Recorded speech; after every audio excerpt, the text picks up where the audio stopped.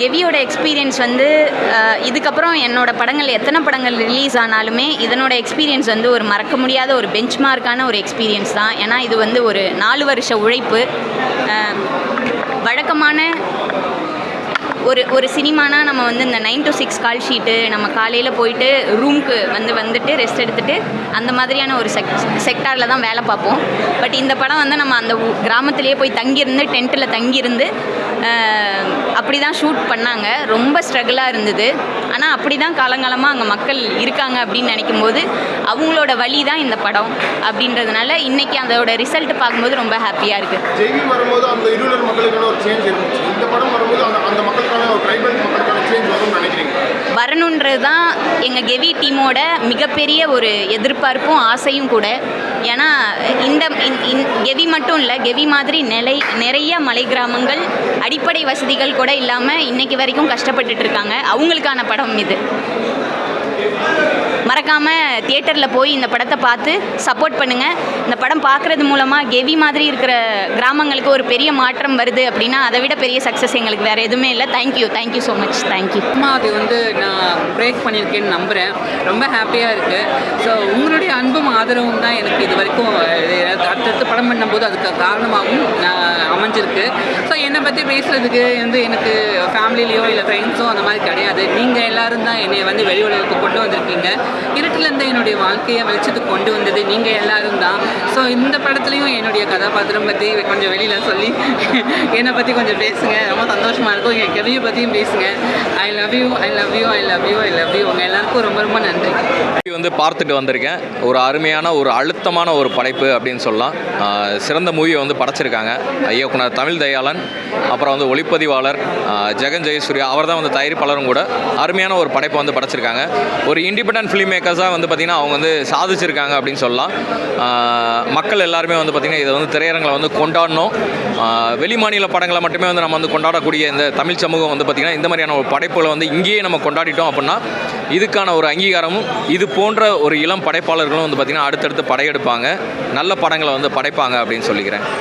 எந்த மாதிரி கதை இந்த படம்?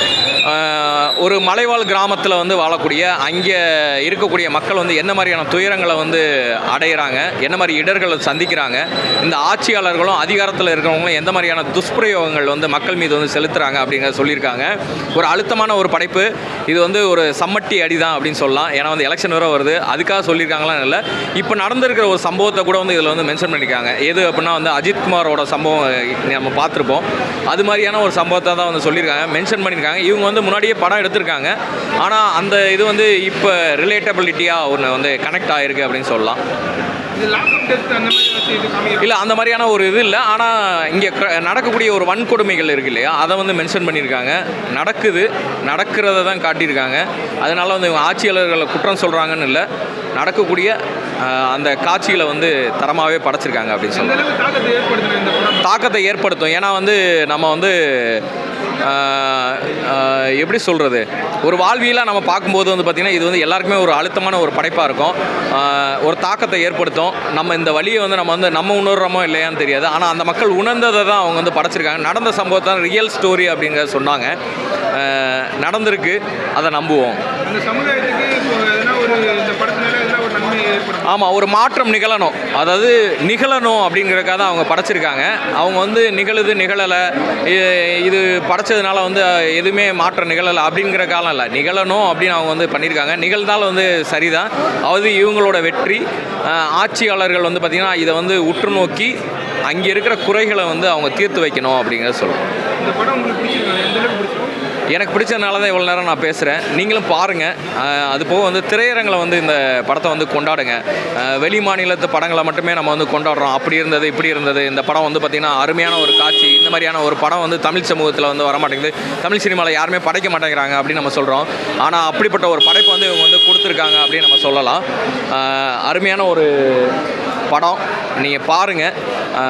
வெளி மாநிலத்து படங்களை மட்டும் கொண்டாடாமல் இங்கே இது மாதிரியான ஒரு படங்களை வந்து நம்ம கொண்டாடும் போது இது மாதிரியான ஒரு படைப்புகள் அடுத்தடுத்து வந்து வர காத்திருக்கோம் அப்படிங்கிற சொல்லிக்கிறேன். ஸோ படம் வந்து ரொம்ப நல்லா இருந்தது. கெவி படம் மோஸ்ட்லி கமர்ஷியல் ஃபிலிம்ஸ் மாதிரி வர இந்த டைமில் வந்து சொசைட்டியில் நடக்கிற ஒரு அவல நிலையை வந்து சுட்டி காட்டுற ஒரு படமாக தான் நான் பார்க்குறேன் கெவியை. அந்த படத்தில் வந்து அந்த மக்களுக்கு ரோடு இல்லை, அதனால அவங்க என்னென்ன சேலஞ்சஸ் ஃபேஸ் பண்ணுறாங்கன்னு காட்டியிருந்தாலும் அது மட்டும் இல்லாமல் அந்த ஒரு படத்தை வச்சு மொத்தமாக வந்து அரசாங்கம் வந்து நம்ம மக்களை எப்படி ட்ரீட் பண்ணுதுங்கிறது அந்த ஒரு படத்தை பார்த்து நம்ம வந்து புரிஞ்சுக்கலாம். இந்த மாதிரி சொசைட்டியில் நடக்கிற ப்ராப்ளம்ஸ் பேஸ் பண்ணியிருக்கிற ஃபிலிம்ஸை நம்ம சப்போர்ட் பண்ணாதான் சொசைட்டியில் ஒரு சேஞ்ச் க்ரியேட் ஆகும்.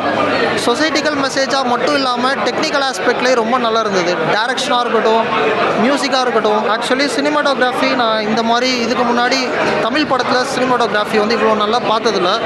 ரொம்ப டிஃப்ரெண்ட்டாக ஒரு யூனிக் அண்ட் இமர்சிவ் எக்ஸ்பீரியன்ஸாக இருந்தது. ஆமாம், it is based on a real story. Actually அந்த ஊர் மக்கள் வந்து நிறைய பேர் வந்து ரோடு இல்லாதனால வந்து இறந்துருக்குறாங்க. அதை பேஸ் பண்ணி எடுத்த ஒரு மூவி தான் இது. It is based on a true story. ஆமாம், ட்ரைபல் ஒரு இதை வச்சு வந்திருக்கிறதுனால இது வந்து பேசிக்காக இப்போ நம்ம வந்து சென்னையில் இருக்கிறோம். ஒரு ரோடு நல்லா இல்லைனாலே நம்ம வந்து அதுக்கு வந்து எவ்வளோ இஷ்யூஸ் மாதிரி க்ரியேட் பண்ணுறோன்னு தெரியும். ஆனால் இன்னுமே ஒரு மொத்த கிராமமே வந்து பேசிக்கான ஒரு ரோடு வசதி கூட வந்து இல்லாமல் வாழுதுங்கிறது இந்த படம் வந்து வெளியே எடுத்து வந்து காட்டியிருக்குது. கண்டிப்பாக இந்த படத்தோட வெற்றி மூலியமாக அந்த மக்களோட வாழ்க்கையில் ஒரு நல்லது நடக்கும் நம்ம வந்து எதிர்பார்க்கலாம். சினிமாட்டோகிராஃபி வந்து எமோஷன்ஸ்க்கு ஏற்ற மாதிரி வந்து ரொம்ப வந்து எங்கேஜிங்காக வந்து காட்டியிருக்கிறாங்க.